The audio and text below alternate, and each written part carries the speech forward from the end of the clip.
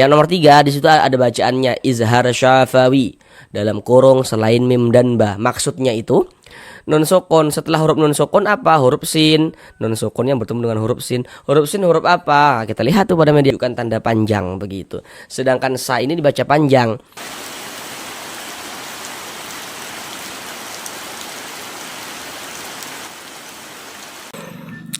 Assalamualaikum warahmatullahi wabarakatuh. Jika memiliki permasalahan, masih belum lancar di dalam membaca Al-Quran, ataupun sudah lancar tapi belum paham ilmu tajwid sehingganya tidak percaya diri ketika membaca Al-Quran, maka di sini kami akan berusaha untuk membantu saudara semuanya, baik bapak dan ibu yang sudah lansia maupun saudara yang masih muda, yang kiranya masih belum lancar di dalam membaca Al-Quran, kemudian masih belum memahami ilmu tajwid. Di sini kami akan berupaya untuk membantu saudara semuanya agar supaya bisa segera lancar di dalam membaca Al-Qur'annya dan supaya bisa segera memahami ilmu tajwid Al-Qur'an dengan mudah. Dengan penjelasan tajwid yang kami jelaskan dengan pelan-pelan, ditambah media gambar dalam setiap penjelasannya, yang insya Allah akan sangat memudahkan saudara semuanya dalam memahami ilmu tajwid. Dengan kita mempelajari ilmu tajwid, kemudian kita memahaminya, bisa kita terapkan ketika membaca Al-Quran, maka semoga yang belum lancar bisa segera lancar. Kemudian yang sudah lancar tapi belum paham tajwid sehingga tidak percaya diri ketika membaca Al-Quran, maka dengan kita belajar ilmu tajwid tentunya akan memperbaiki bacaan Al-Quran kita, sehingganya kita bisa lebih percaya diri ketika membaca Al-Quran. Baiklah, mari kita mulai belajar mengaji Al-Quran kita. Mari sama-sama kita lanjutkan kembali belajar mengaji Al-Quran kita. Sekarang kita masuk pada surah Yasin ayat yang ke-77. Sebelumnya telah kita bahas ayat yang ke-76 daripada surah Yasin. Sekarang masuk pada surah Yasin ayat yang ke-77. Mari kita baca bersama-sama dengan pelan-pelan untuk melatih bacaan saudara agar yang belum lancar membaca Al-Qur'annya bisa segera lancar. Kemudian nanti mari sama-sama kita bahas ilmu tajwidnya dengan pelan-pelan supaya dapat langsung mudah untuk dipahami seperti itu. Bismillahirrahmanirrahim. Awalam yaral insanu anna khalaqnahu min nutfatin fa idza huwa khasimun mubin.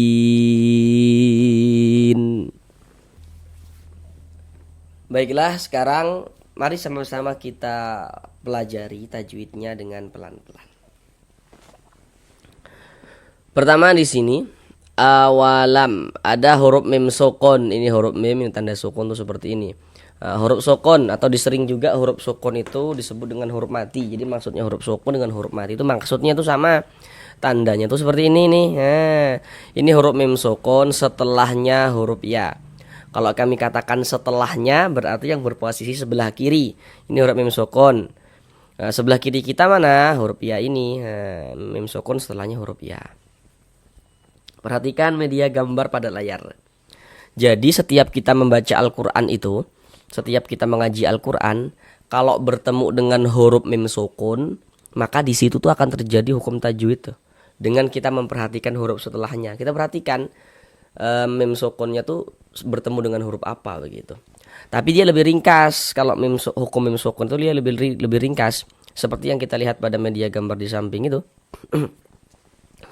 Dia hanya ada 3 hukum. Nah, pertama, kalau ada huruf mim sukun setelahnya huruf ba, hukumnya ikhfa syafawi. Yang nomor 2 tuh, kalau ada mim sukun setelahnya huruf mim, hukumnya idgham mimi.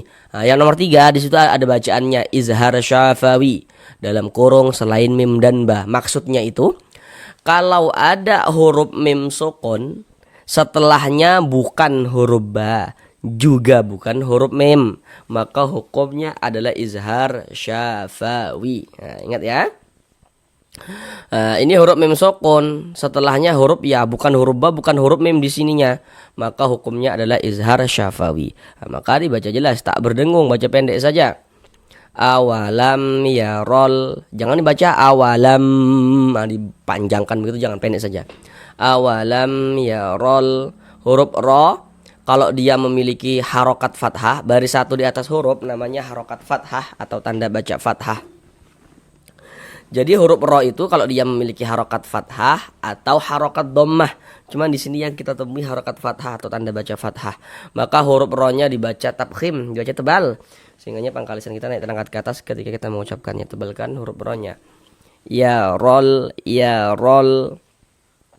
Kemudian alif lam bertemu dengan huruf hamzah nih. Setiap kita membaca Al-Quran itu kalau bertemu dengan huruf alif lam, dia letaknya jajar seperti ini. Nah, maka di situ tuh terjadi hukum tajwid tuh. Perhatikan media gambar di samping, ya, di layar, perhatikan. Kalau ada huruf alif lam bertemu dengan salah satu daripada 14 huruf yang di samping, maka hukumnya adalah alif lam qamariyah. Huruf hamzah termasuk salah satu huruf qamariyah kan, maka ini alif lam nih bertemu dengan huruf hamzah nih, maka hukumnya adalah alif lam qamariyah. Kalau alif lam qamariyah itu huruf lamnya dibaca izhar, makanya alif lam qamariyah itu disebut juga dengan izhar qamariyah. Jadi kalau ada huruf alif lam letaknya jejer, kemudian huruf lamnya itu memiliki tanda sukun atau tanda huruf mati, nah itu alif lam qamariyah lah tuh. Awalam yarol insa. Nah, nanti saudara mungkin ada bingung, huruf hamzahnya mana? Nah, ini huruf hamzah nih. Jadi kalau ada alif ada tanda bacanya, maka itu huruf hamzah. Ini alif ada tanda bacanya, huruf hamzah nih. Ya, kalau alif ada tanda bacanya maka itu adalah huruf hamzah. Kemudian di sini nun sukun, setelahnya adalah huruf sin. Perhatikan media gambar di samping. Setiap kita membaca Al-Quran, ingat ya kalimatnya setiap kita membaca Al-Quran, kalau bertemu dengan huruf nun sukun atau bertemu dengan salah satu tanda baca tanwin. Tanda baca tanwin itu bentuknya ada 3 tuh, yang seperti di samping panah tuh. Ada baris 2 di atas huruf, baris 2 di bawah huruf, ada dhammah, ada kurungnya, itu dhammatain, ada fathah. Kalau baris 2 di atas huruf fathatain, kalau baris 2 di bawah huruf kasratain. Jadi kalau ada nun sukun atau tanwin, maka di situ pun akan terjadi hukum tajwid dengan kita memperhatikan huruf setelahnya. Ini contohnya tuh seperti ini nih. Nun sukun, setelah huruf nun sukun apa? Huruf sin. Nun sukun yang bertemu dengan huruf sin. Huruf sin huruf apa? Kita lihat tuh pada media gambar, huruf sin termasuk salah satu huruf ikhfa hakiki. Jadi kalau ada nun sukun atau tanwin bertemu dengan salah satu daripada 15 huruf yang di samping, maka hukumnya adalah ikhfa hakiki. Huruf sin masuk pada ikhfa hakiki ausat. Kenapa dikatakan ausat? Karena makharijul huruf nun dengan huruf sin ini di tengah-tengah. Di tengah, maka dikatakan ausat seperti itu. Cara membaca ikhfa dibaca samar dan berdengung. Yang dibaca samar itu apanya? Bunyi nun sukunnya kita baca samar, jangan kita baca in. Nah, dibaca jelas begitu in. Nah, jangan, tapi disamarkan bunyi nun sukunnya. In, kemudian didengungkan, jadi di bagian in-nya itu suaranya itu kita tahan, kita panjangkan sejenak. Insa begitu. Untuk panjangnya gunnah atau dengungan itu ada ulama yang berpendapat panjangnya itu 2 harokat. Insa begitu ya. Nah, kemudian sa dibaca panjang. Sekarang perhatikan rumus pada tabi'i. Nah, di situ ada rumus 1 yang warna hitam, huruf ya sukun sebelumnya kasrah, rumus 2 warna hitam, huruf waw sukun sebelumnya dhammah, rumus 3 warna hitam, huruf alif sebelumnya harokat fathah. Huruf-huruf yang barusan kami sampaikan itu, nah itulah yang disebut dengan huruf mad. Kemudian nanti dalam Al-Quran, dari segi panjangnya, selain ditulis dalam bentuk seperti warna hitam, bisa juga ditulis dalam bentuk seperti yang di warna hijau itu untuk menunjukkan tanda panjang begitu. Sedangkan sa ini dibaca panjang. Ini terletak pada rumus 3 warna hitam. Rumus 3 warna hitam, perhatikan. Kalau kita membaca Al-Quran, mengaji Al-Quran, apabila bertemu dengan huruf alif. Nah, ini huruf alif nih. Cuman di sini huruf alifnya itu disambung dengan huruf sin. Namun yang menjadi titik fokus kita bukan soal sambung menyambungnya, bukan itu. Yang menjadi titik fokus kita itu ada alif dulu. Kalau ada alif, sebelum huruf alif ada harokat fathah, maka huruf yang memiliki harokat fathah dibaca panjang. Nah, kalau sebelum berarti yang di sebelah kanan kita. Nah, ini alif nih. Nah, sebelum alif mana? Sebelah kanan. Ini berarti tadi. Nah, sin ini. Atau kalau masih bingung, kalau ada alif, sebelah kanan alif ada huruf yang memiliki harokat fathah, maka huruf tersebut dibaca panjang begitu. Sehingga sa dibaca panjang. Madu tabi'i panjang 2 harokat. Awalam yaral insanu anna. Huruf nun bertasydid. Nah, perhatikan media gambar di samping. Huruf nun bertasydid. Huruf mim bertasydid hukumnya adalah gunnah musyaddadah. Nah, supaya tidak keliru dalam menentukan hukum, nah, kami jelaskan lebih lanjut gitu ya. Karena nanti itu ada huruf nun ada tanda tasydidnya. Ada huruf mim ada tanda tasydidnya, tapi hukumnya bukan gunnah musyaddadah kalau kemasukan nun sukun atau tanwin begitu. Jadi untuk yang masih awal nih yang dalam belajar tajwid, nah supaya tidak keliru begitu. Jadi kalau ada huruf nun bertasydid atau mim bertasydid ya, kita perhatikan juga sebelumnya. Kalau di sininya nih huruf sebelumnya perhatikan harokatnya yang diperhatikan. Kalau ada nun bertasydid, sebelum huruf nun bertasydid ini ada tanda baca fathah atau kasrah atau dhammah. Di sini kan yang kita temui fathah nih hamzahnya nih ya, fathah nih kan ada tanda baca fathahnya. Jadi kalau ada huruf nun bertasydid atau mim bertasydid yang sebelumnya ada huruf yang memiliki tanda baca fathah atau kasrah atau dhammah, maka berarti nun bertasydid itu hukumnya gunnah musyaddadah. Karena dia gunnah ya cara membacanya kita gunnahkan. Anna digunakannya didengungkan. Jadi bagian an-nya itu kita tahan sejenak, suaranya kita panjangkan. Anna. Kemudian na dibaca panjang. Untuk di sini media gambarnya tidak kami tampilkan lagi.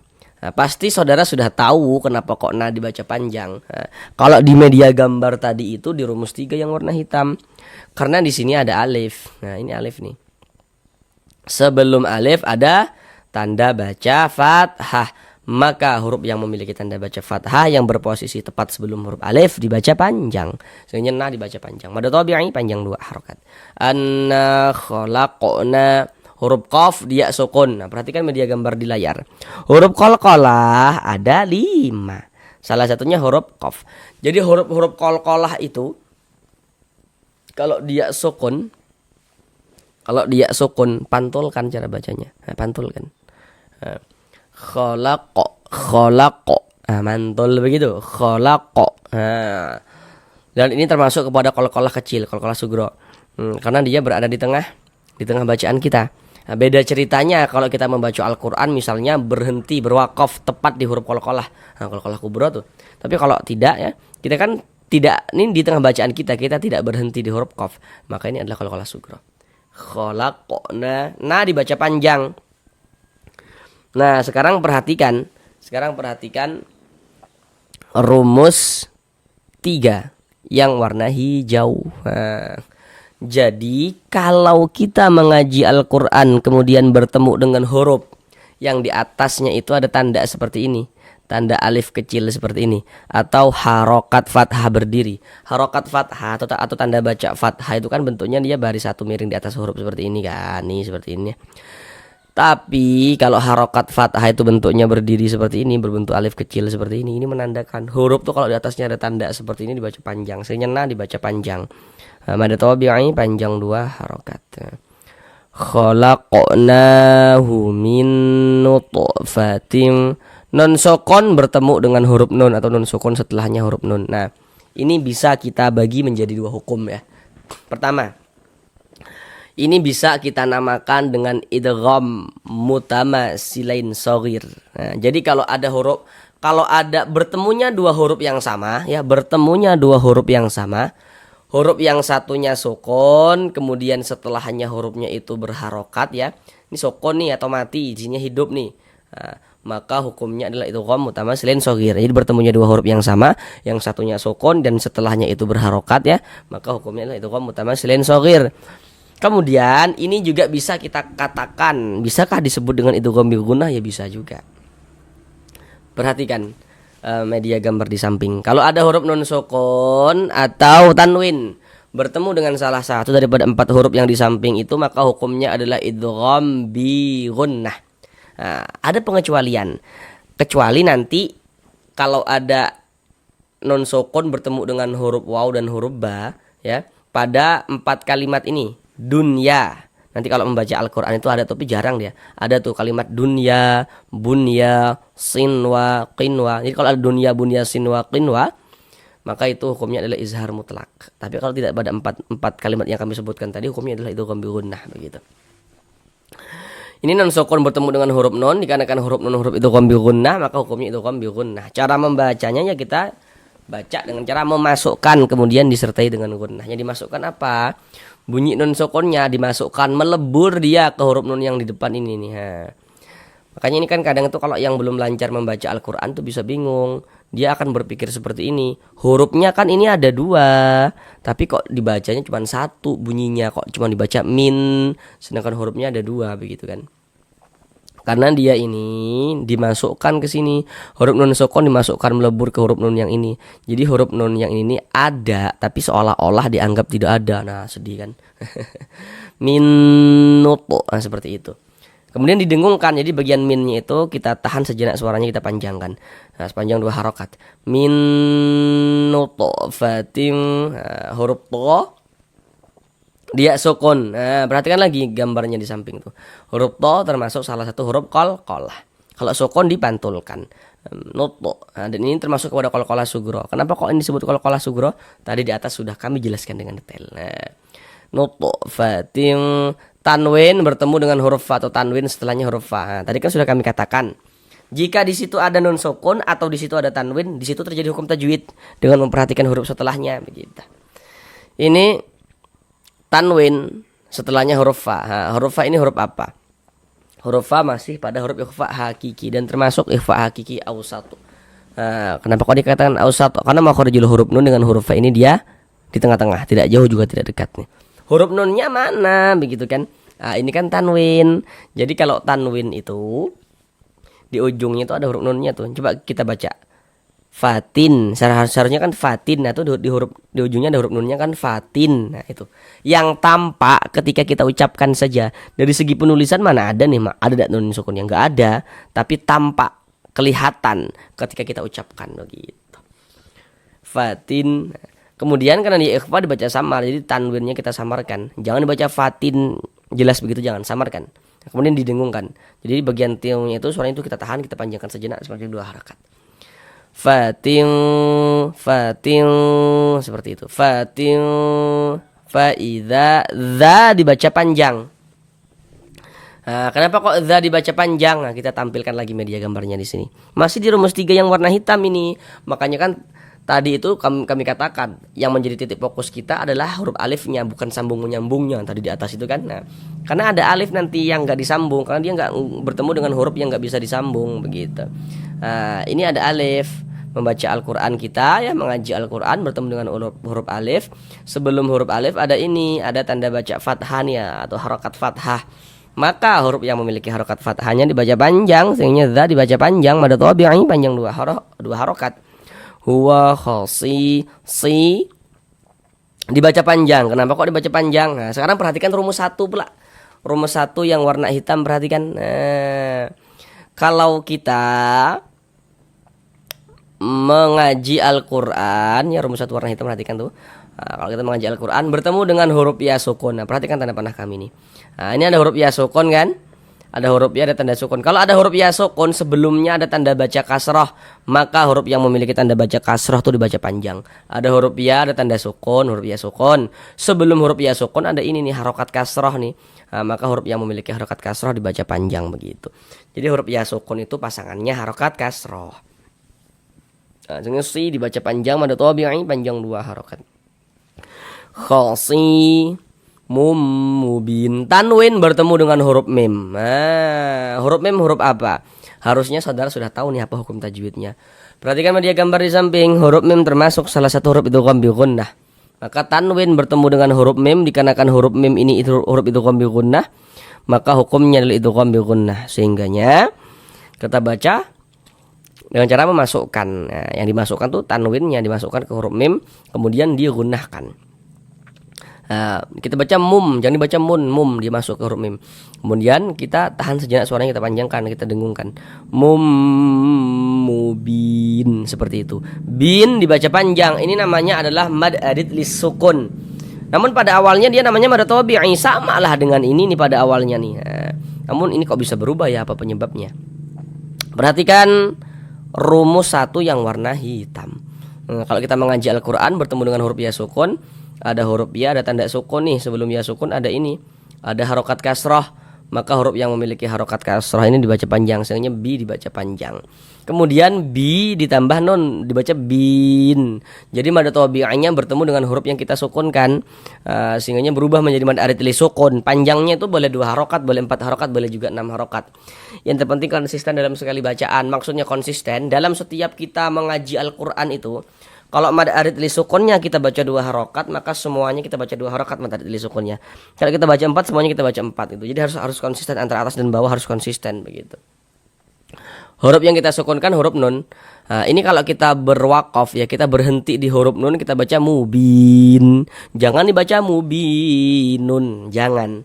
Kenapa kok hurufnya kita sukunkan? Jadi kalau kita mengaji Al-Quran, kemudian kita itu berwakaf, kita itu berhenti, memutus bacaan untuk mengambil napas ya, tepat di huruf yang tidak dibaca panjang, maka hurufnya kita sukunkan. Ini kita membaca Al-Quran nih, mengaji Al-Quran kita, kemudian kita ini berhenti tepat di huruf nun. Nah tadi apa kami katakan? Kalau mengaji Al-Quran berwakaf ya, berhenti tepat di huruf yang tidak dibaca panjang, hurufnya kita sukunkan. Huruf nun kan tidak dibaca panjang. Nah, berwakaf di huruf yang tidak dibaca panjang ya kita sukunkan, sehingganya kita baca mubin. Seperti itu. Sekarang mari kita sama-sama ulang sekali lagi dari awal. Awalam yaral insanu anna khalaqnahu min nutfatin fa idza huwa khasimun mubin. Sampai di sini belajar mengaji Al-Quran kita. Sampai bertemu di pembelajaran yang berikutnya. Assalamualaikum warahmatullahi wabarakatuh.